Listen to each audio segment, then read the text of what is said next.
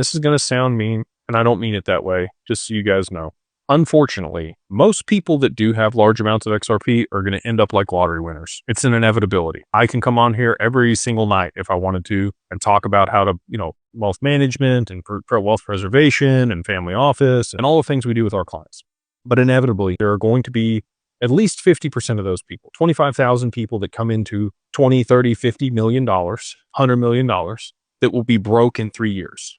They will buy homes, they will buy cars, they will buy liabilities that burn through that cash. They will go on extravagant trips, they'll buy yachts. They won't do it inside of an LLC to mitigate taxes. They don't know how to structure their estate. They won't put together a family board and financial committee. They won't continue to double down on assets and mitigate risk and diversify their portfolio. They will sell it and have large tax implications instead of borrowing against it and using that liquidity to buy assets that cash flow and offset taxes. They're not going to do it the right way. And I'm hopeful that even if you guys don't work with us, I try to make it simple. We do a lot of cool stuff at Digital Ascension Group. Even if you don't work with us, the main takeaway, if you can take something away this evening, is just to start educating yourself on how to protect your wealth over the long term, insurance, trusts, structures, the right professionals, curating that group around yourself to make sure that that doesn't happen to you. That is the gift and the contribution that I would like to make to the XRP family. Not even the business and what we're doing, just that people start thinking about that now and realizing that that's a real thing and trying to mitigate that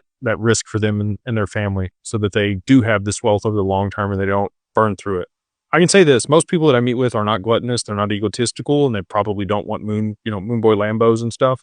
But I think it's pretty easy to mess it up. And that's why family offices pay 1% to 2% at $100 million a year so that they have staff that handles all this stuff for them. Because a 5% mistake when you have $100 million is $5 million. And it only takes a couple of those before you don't have any money anymore. So again, not to fearmonger. I want to empower people, but I want people to start taking these steps now and making sure they're surrounding themselves with the right people